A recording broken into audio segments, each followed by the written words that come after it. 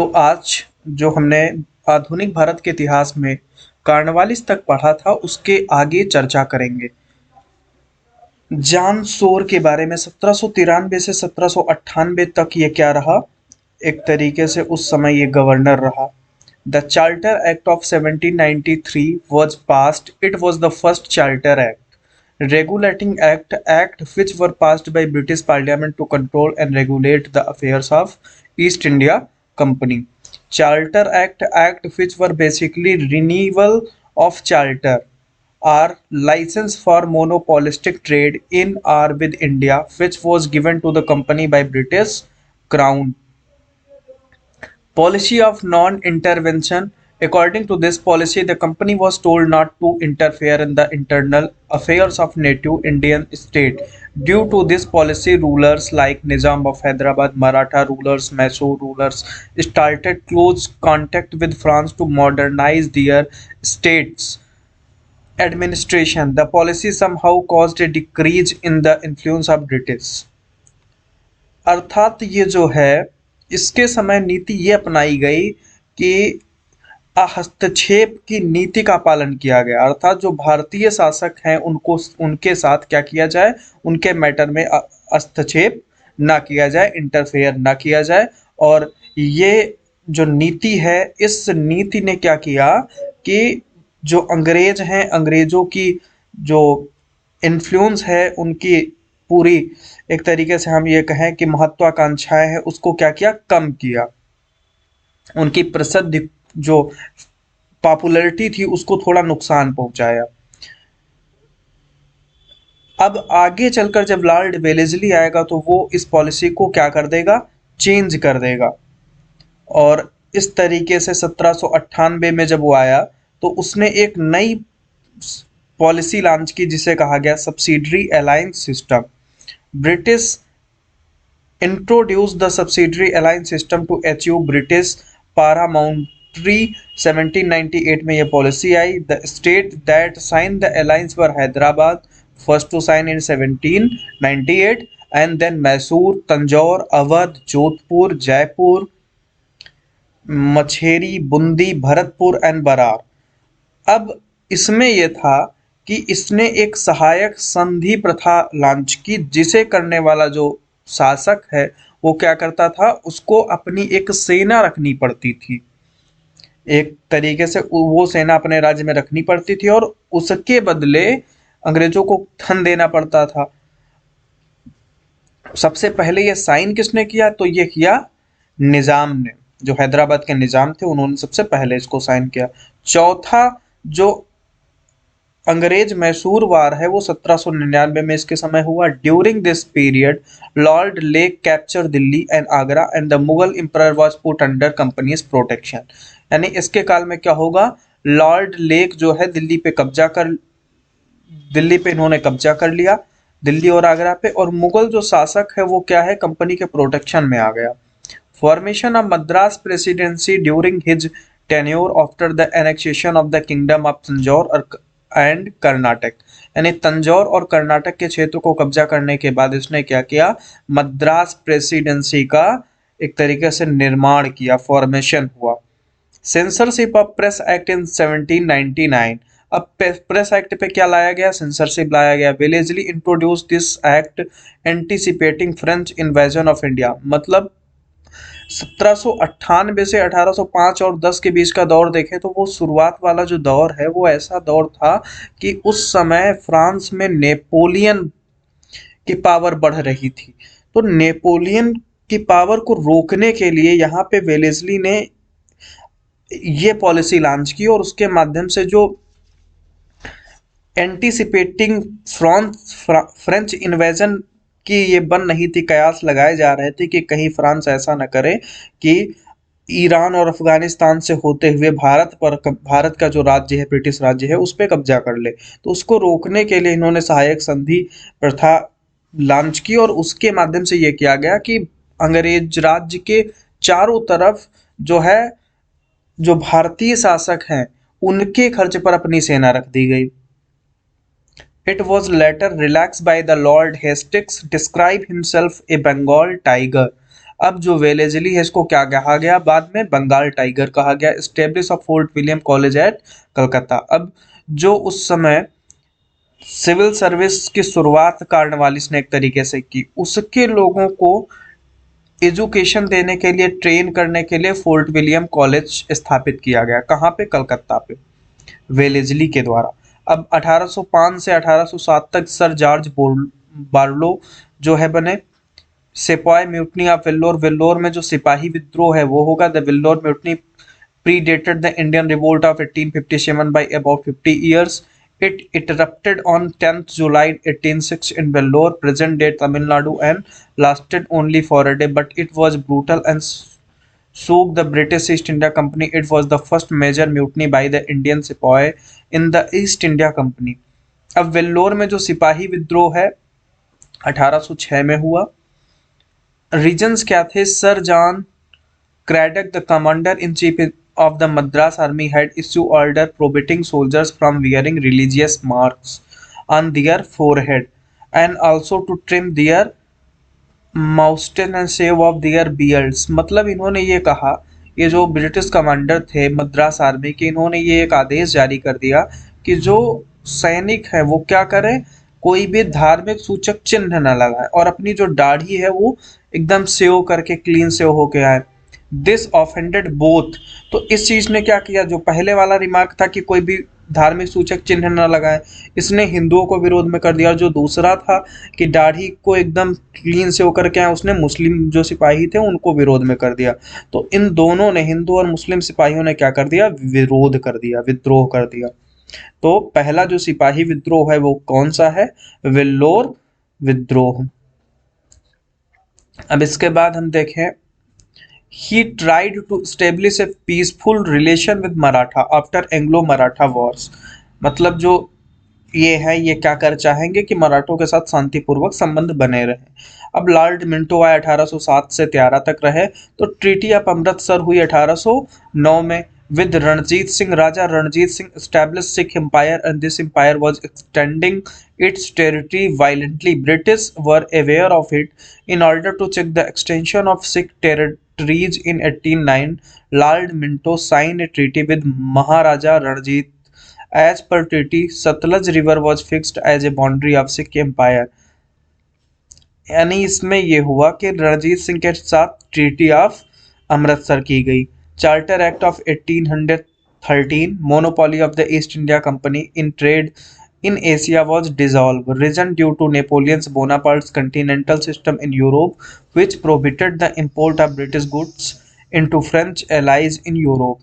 British traders and merchants suffered, so they demanded they be given a share in the British trade in Asia and dissolve the monopoly of the East India Company. However, the company objected to this, but finally British merchants were allowed to trade in India under a strict licensing system under the Charter Act of 1813।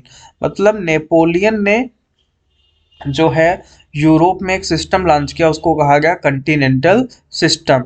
और उसके तहत यह कर दिया गया कि जो British चीजें हैं, ब्रिटिश सामान है, वो यूरोप के जितने भी मित्र देश हैं उसमें क्या कर दी गई, प्रतिबंधित कर दी गई।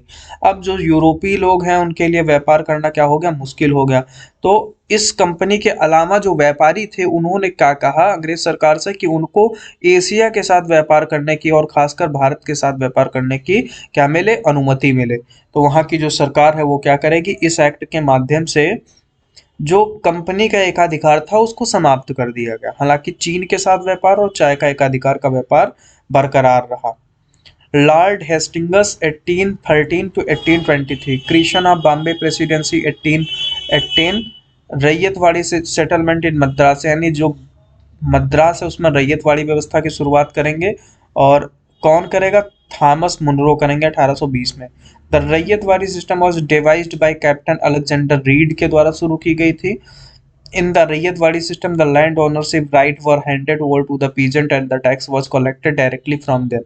Apart from Madras, it was also started in Assam, Kurg, and Karnataka. Adopted the policy of intervention and war in order to re-establish the influence of British.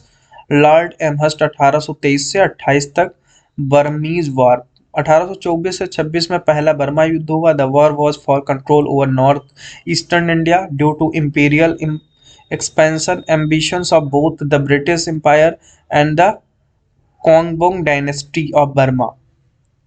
The war ended in a British victory, giving the British control of Assam, Manipur, चाचार and Jaintia. मतलब जो पूर्वोत्तर भारत है उसके कुछ क्षेत्रों पे कब्जा करने के लिए पहला भारत बर्मा युद्ध हुआ, अंग्रेज बर्मा युद्ध हुआ। और इसमें ये जो बर्मा का वंश है उसको पराजित करेंगे और उसके बाद क्या हो जाएगा, ब्रिटिश कंट्रोल हो जाएगा कहाँ पे, असम पे, मणिपुर पे, छाछार पे और जैंतिया पहाड़ी पे।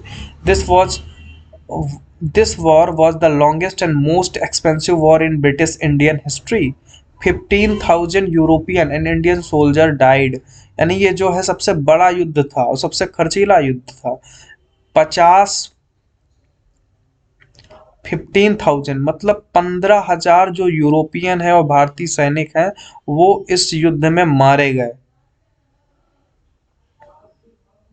ट्रीटी ऑफ यंदाबू, यंदाबू की संधि हुई कब, 1826 में। British merchant were allowed to settle in southern coast of Burma and Rangoon. जो ब्रिटिश व्यापारी हैं उनको वहां रुकने का क्या मिल गई, अनुमति मिल गई। Pagalpanthi revolt 1825 to 1850। The Pagalpanthi were a religious order founded by Karim Shah in Mymensingh and Sherpur district of Bengal. The order's philosophy was that of religious harmony and non-violence, incorporating tenets of Sufism, Hinduism, and animism. Under Karim Khan's son Tipu Shah, the order revolted against the British government by organizing peasant rebellions. They were against the oppressive tax regime of the British. Tipu Shah captured Sherpur in 1825 and practically ruled over the Sherpur and Mymensingh areas. Disturbance continued till the 1850। अब इसके बाद कौन आएगा, Lord William बेटिक 1828 से 1835। He is called father of modern western education in India. यानी जो पश्चिमी शिक्षा प्रणाली है उसको भारत में इन्होंने लागू किया। फाउंडेशन ऑफ ब्रह्म समाज इसके इनके समय चालू हुआ। किसने स्टार्ट किया इसे, तो स्टार्ट किया राजा राम मोहन राय ने 1828 में। और राजा राम मोहन राय के द्वारा ही क्या होगा, सती प्रथा का अंत किया जाएगा 1829 में। Abolition provision of sati, Raja Ram Mohan Roy help in this reform. और आत्मीय समाज की स्थापना भी 1815 में इन्होंने की और इनको राजा की जो उपाधि है वो मुगल एम्परर अकबर द्वितीय के द्वारा दी गई। फीमेल इन्फेंटिसाइड को बैन कर दिया गया 1829 में। और ठगी प्रथा, जो ठग थे उनका दमन किया गया। मैसूर पे इन्होंने कब्जा किया 1831 में, कुर्ग पे 1834 में, सेंट्रल चाछार पे 1834 में। तो मिस गवर्नमेंट के आधार पे यहाँ पे इन्होंने क्या कर लिया, कब्जा कर लिया। After the fourth Anglo Mysore war a young raja of Mysore of Wadiyar dynasty was place on the throne of Mysore. यानी जैसा कि हमने पढ़ा था कि टीपू सुल्तान की जब मृत्यु हो गई थी उसके बाद वहां पे वाडियार वंश का एक जो अवयस्क पुत्र था उसको क्या किया गया था, शासक बना दिया गया। तो अब इन्होंने मिस गवर्नमेंट का वो लगा के वहां पे कब्जा कर लिया। अब आगे अगर चर्चा करें इनके और कुछ मेन काम की, तो चार्टर एक्ट आया 1833 में। This act was a final step toward the centralisation in British India. The governor general of Bengal was designated as the governor general of India. यानी जो बंगाल का गवर्नर जनरल था उसको भारत का गवर्नर जनरल कहा जाने लगा। एक तरीके से देश का क्या हुआ, पहली बार केंद्रीकरण कर दिया गया। Lord William Bentinck was the last governor general of Bengal and first governor general of India. It brought in into the company's trade monopoly in tea and trade with China. The first law commission was set up. पहला law जो विधि आयोग है वो बना। The first law commission was established during the British era in 1834 by the Charter Act of the committee consisted of Lord Macaulay as chairman and four members, namely C.H. Cameron, J.M. MacLeod, J.M. Anderson, and F. Millett. The first three members represented Madras, Bombay, and Calcutta. This commission was set up for consolidating, codifying, and improving India's law. Lord William Bentinck introduced the Mahalwari system of land revenue in India in 1833। यानी जो पंजाब में Mahalwari system था उसकी शुरुआत इन्होंने की। It was started by Hart Mackenzie in 1822. Initially introduced in the Northwest, this system was introduced in the North India, the Northwest Frontier, Agra, Central Province, Gangetic Valley, Punjab. This had element of both the Zamindari and the Raiyatwadi system. This system divided the land into mahal. Sometimes a mahal was constituted by one or more village. The tax was assessed on the महल, यानी इन्होंने ये किया कि एक नई व्यवस्था जिसमें जो रैयतवाड़ी सिस्टम है और जो जमींदारी सिस्टम है दोनों की इक्वालिटी थी, कि एक गांव को महल में डिवाइड कर दिया और वहां से पूरे गांव का टैक्स वसूली हो जाती थी। इनके समय एक चीज और हुई कि जो आगरा है वो उसको एक तरीके से एक नए प्रोविंस के तौर पे बनाया गया। मैकालेस मिनट ऑन एजुकेशन, मैकाले का जो एजुकेशन पर एक मिनट आया 1835 में, वो पेश किया गया। It started the downward filtration policy of education in India, यानी इन्होंने इसमें यह कहा कि जो भारत में उच्च वर्ग के लोग हैं उनको एजुकेशन दे दी जाए और शिक्षा क्या होगी उनके माध्यम से छन छन के जाएगी। यानी जो हमारे यहाँ पहले एजुकेशन था वो बहुत अच्छा था, बाद में अब ये क्या करेंगे कि केवल उच्च वर्ग के लिए वो एजुकेशन की व्यवस्था करेंगे। क्यों? क्योंकि जितने कम लोग एजुकेट होंगे उतना ही इनको देश पर कब्जा करने में क्या रहेगा, आसानी रहेगी। तो इस वजह से इन्होंने नई पॉलिसी, जिसे एक तरीके से मैकॉलेस मिनट कहा गया, उसके तहत ये पॉलिसी अपनाई कि फिल्ट्रेशन पॉलिसी ऑफ एजुकेशन हो। डाउनवर्ड फिल्ट्रेशन पॉलिसी, उच्च वर्ग को शिक्षित कर दो और उसके बाद वो शिक्षा क्या है, छन छन के जाएगी नीचे तक। By providing education to the elite group of the society, it will be filtered down to the lower class people in the country, because the lower class people always tend to imitate and follow the model of the people of higher status in the society. In fact, it was a psychological strategy to attract Indian toward the Western education. On to February 1835, British historian and politician Thomas Babington Macaulay presented his minute on Indian education that sought to establish the need to impact English education to Indian natives. तो इस तरीके से इन्होंने क्या किया, शिक्षा का जो माध्यम है वो इंग्लिश बना के और ये सिस्टम लॉन्च कर दिया। English was made the official language of India, 1835 में ऑफिशियल लैंग्वेज बना दी गई। He also made English the medium of higher education after passing the English education act. 1835 में इंग्लिश एजुकेशन एक्ट आया, उसके बाद इंग्लिश को क्या किया गया, मीडियम बना दिया गया हायर एजुकेशन का। Abolition of provincial court of appeal which was set up by Lord Cornwallis. जो प्रोविंशियल कोर्ट थे तो उनमें जो अपील की शक्ति थी उसको खत्म कर दिया गया, और ये शुरुआत किसने की थी, कॉर्नवालिस ने की थी। इन्होंने एबॉलिशन कर दिया उसका। लॉर्ड मेटकाफ 1834 से 36 तक रहे। पास्ट प्रेस एक्ट, यानी भारतीय प्रेस का एक तरीके से मुक्तिदाता इनको कहा जाएगा। इन 1823 licensing regulation were enacted according to his press without license was a penal offense. The restriction was directed mainly to Indian language newspapers or those edited by the Indians. Metcalfe repealed this 1823 ordinance by passing press law, which was also named Liberator of the Indian Press. Lord Auckland 1836 to 1842, First Afghan War 1836 to 42. In 1816,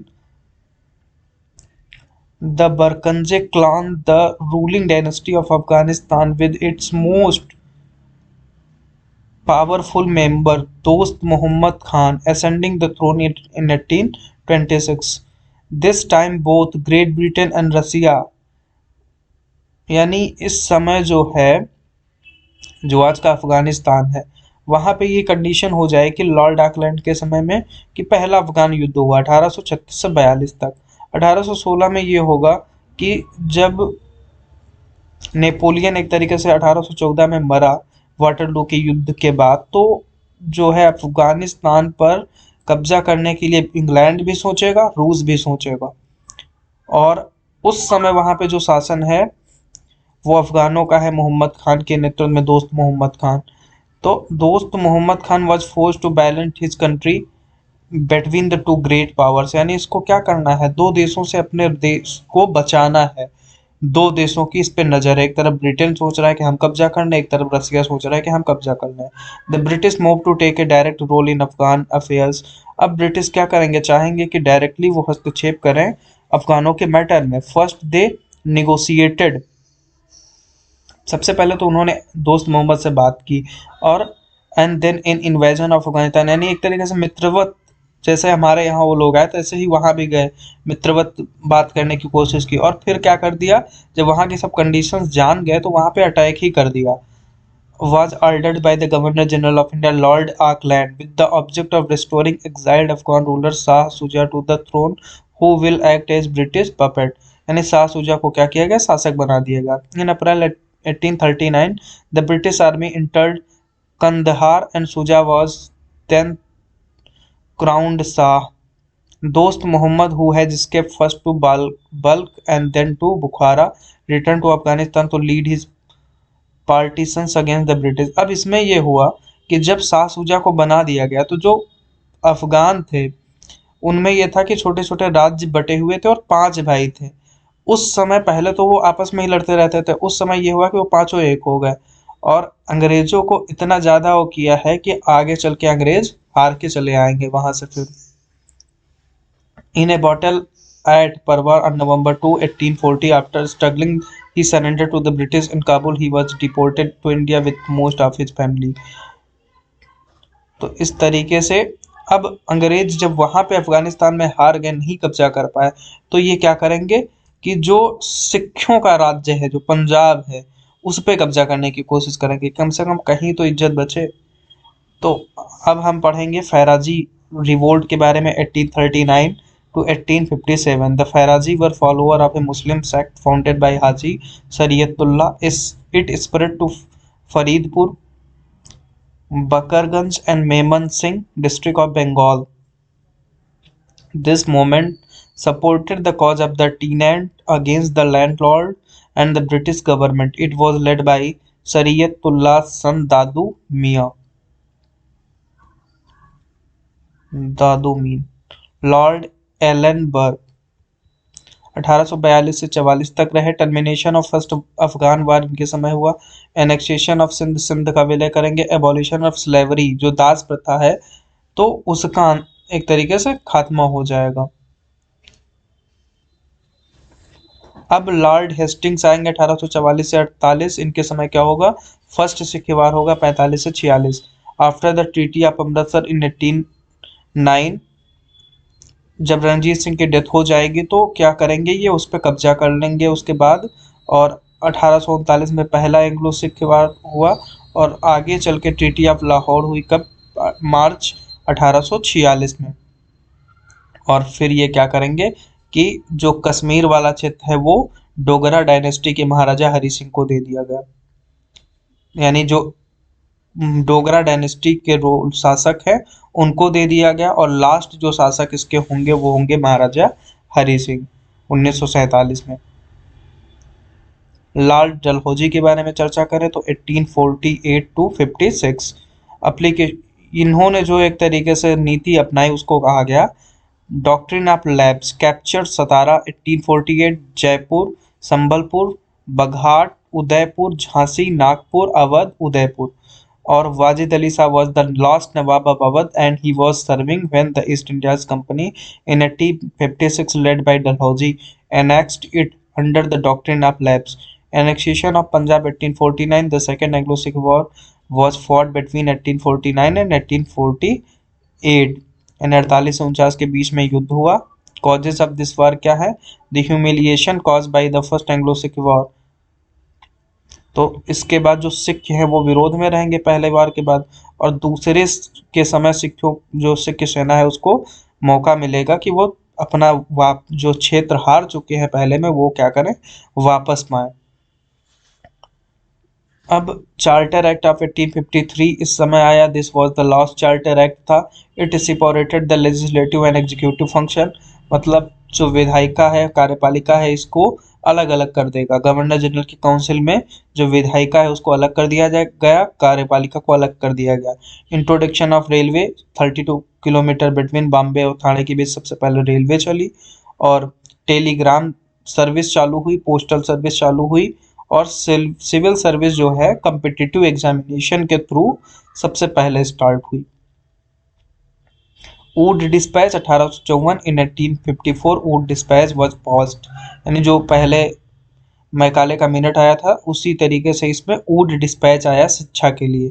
और इसे education system में क्या कहा जाता है, Magna carta कहा जाता है। 3 यूनिवर्सिटी स्टैब्लिश होंगी, कलकत्ता, बॉम्बे और मद्रास में 1857 में। Engineering college eight Roorkee, Roorkee में इंजीनियरिंग कॉलेज स्थापित किया गया इसके द्वारा, और आगे चल के वो क्या बना, रुड़की जो आईआईटी है वो बन गया।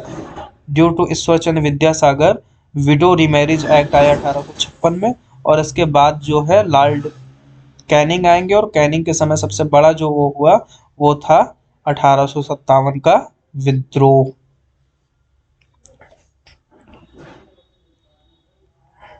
तो इस तरीके से आज हमने जो है सर जॉन शोर से लेकर 1857 के 1856 तक चर्चा की। आगे वाले वीडियो में हम चर्चा करेंगे 1857 के विद्रोह के बारे में।